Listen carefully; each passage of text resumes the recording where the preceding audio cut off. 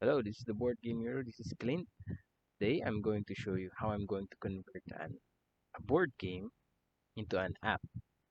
So there's this game 8-bit Ink. It's a print and play, and I really love that game. I like the simplicity of it, and I like the cute art aesthetics of it. It's very simple to print, very easy. I'm gonna show you what I'm talking about here. Right. So 8-bit Ink here is created by Experimental Playground. He has a blog here, experimentalplayground.blogspot.com. It was uploaded on January 1, 2012. It is inspired by the Game Dev Story app. If you know that application on your phone, it puts you in the shoes of a game company trying to create a game, trying to make money, trying to survive in this environment of game creation or game design. It is mostly on the game console. As you can see here, that's the art. Cute. You have some version here. We have tricolored version, colored version, Italian and Spanish. We have. I'm going to use colored version. So it has a BGG page as well. You can get the files there. I'm pretty sure. Yeah, color by Crayola. What else? Some pictures here. So this is how it looks like when printed. Well, this is the exact. This is just the one page that you need to print. Print this one, cut out the characters, and you're ready to play. So yeah, these are the characters. You can see the art there. It's very simple. And I think it's going to be easy to convert to a mobile application that I'm going to do now. I already talked to the designer or the one who created this one responsible. I messaged the Facebook page Experimental Playground, and they gave me a go signal like, yeah, sure, go ahead, make an app. We just make sure to credit us. So I'm gonna make sure to credit them when I upload this to Play Store. If only if I finish it, because sometimes I start something and just stop midway. But anyway, so we're going to make this using Ionic Framework and Angular. Ionic Framework is just makes it easy to make a hybrid mobile application, or you can also use that to make a progressive web app. And then I'm going to use Angular for it. I have a choice if I'm going to use React or Angular, but for this one, I'm just going to use Angular. What else should I tell you? Yeah, I already got the images here. I extracted it. Very simple. The rooms we have, characters, the games that you're gonna go against, the devs that you can hire, and their specialties here in the upper right.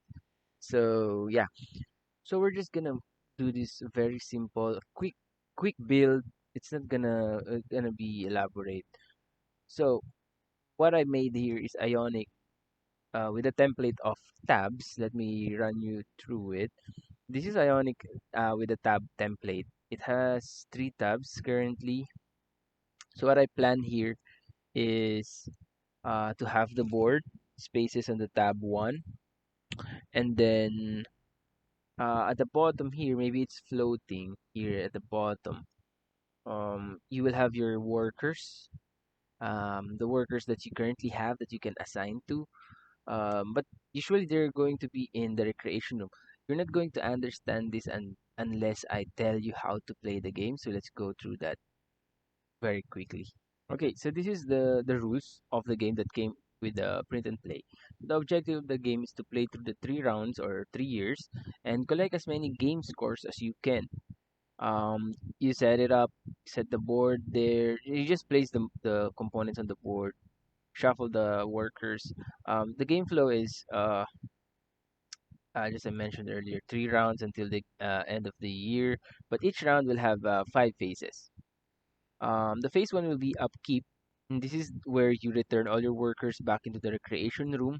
After working, they will just go back to the recreation room. Then the phase two, you assign workers. You can assign your workers to to work on a certain part of the game, the sound, the graphics, the the program. Um, it can also be assigned to hire another talent or to just work part time to gain some money for your company.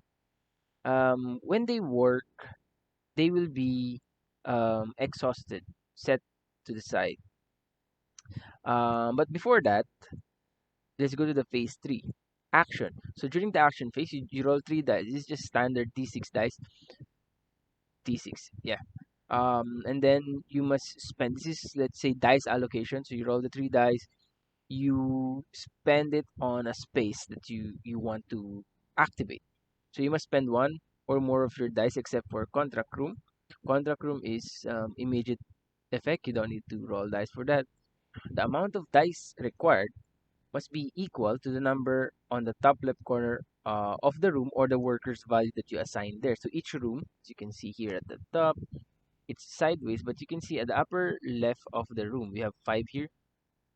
Meaning, if you don't have a worker there and you want to work on the graphics, you can assign uh, a die with a five value or higher on that space.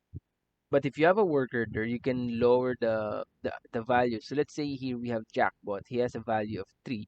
So if you put him on the graphics space here, the value that you need to put there will become 3 instead of 5. So that's where the action phase is. You roll 3 dice and you just assign the dice to a room that you want to activate. Okay? And the workers just make that easier for you.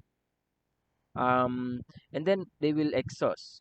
When they exhaust, as you can see here, they have a number on the lower left. You will just turn them sideways or rotate them to the side clockwise, and then the number here will be the number of the value of the worker. It's called the tired worker value. Okay. In the phase four, you can boost. You may spend 3 gold to roll another 2 dice to spend on the upgrade rooms. So you just pay 2 gold, roll 3 more, 3 gold, roll 2 more dice. The phase five is refreshment. Turn each worker clockwise that were placed in the upgrade room. This is the time they will be tired. But if they're in the recreation room, you rotate them anti-clockwise or counterclockwise to show that they have replenished their energy. And then this is the time you will advance the timeline by one. The turn will end. And that's it. That's the whole game. By the end of summer, you must pay the workers' wages. Each worker will cost 1 gold each. If you cannot pay the worker, you must remove them. Okay? Um, and then there goes the Grand Prix award. This is where you try to gain game score. So your game will have a total game score, as you can see at the upper part here. At the lower part, there is a level here for the graphics, the sound, and the program. Let me just rotate this one. It's kind of annoying. How do I rotate? Rotate, rotate, rotate. How do I rotate? There you go. All right, there we go. So we have graphics, sound, and program. You can go up to 10, and 10 will give you 3 plus 3 points for your game score. So let's say you have 8, 6, and 2. That means you have 8 graphics, that's 2 points. 6 for the sound, that's another 2 points, and 2 for the program, that's 0 points. So basically your Ubisoft. Um, you will you will have 4 points when you enter the Grand Prix. Now, when you enter the Grand Prix, you try to win. You will compare your score, your game score, to other games, and then you will decide who will be the first, the second, and the third. So the first place will gain 8 gold. Second place will gain 6. Third place is 4G. The fourth and the last place will only get 2G, 2 gold, right? Then you just record the rank and the game score for your current game, and then do the same cycle again up to 3 years, right? So that's it. That's just a very simple game. I hope that helps for you to understand what I'm trying to achieve here. Right. So now that you have that in your mind, what I'm going to do here in the tab one, I'm trying to make this tab one the board which is this one. The board that will have the graphic, the sound, the program, the hire, contract, and the recreation room. It will all be here. Maybe just, simple squares. The workers that you have will be in the recreation room. So I will make the recreation room down here at the bottom, like maybe a large area that your workers will be displayed there in like a line. And then at the tab 2 here, this is where we will put the stats, like how many level of sound, how many level of programming you have, and the graphics. I will also put here the gold you have, the season. Yeah, so the tracks will be here. The tracks in the page 2, the page 1 will be the room. Um, the page 3 will be the dice rolling space, I guess. No, I don't think so. Dice rolling should be done here on the board, visible to you so that you can assign the dice. Um, yeah, I guess that's it, no? Maybe I'll just make the tab 3 for emergency or for any other uses. But if there's no use, I can just remove that. Or maybe just a settings page where you can tweak the settings of the game. And yeah, let's just keep it like that. So I guess we can begin now with our development. So that's a very long intro there. Didn't expect to explain the game. I didn't take that into consideration. So yeah.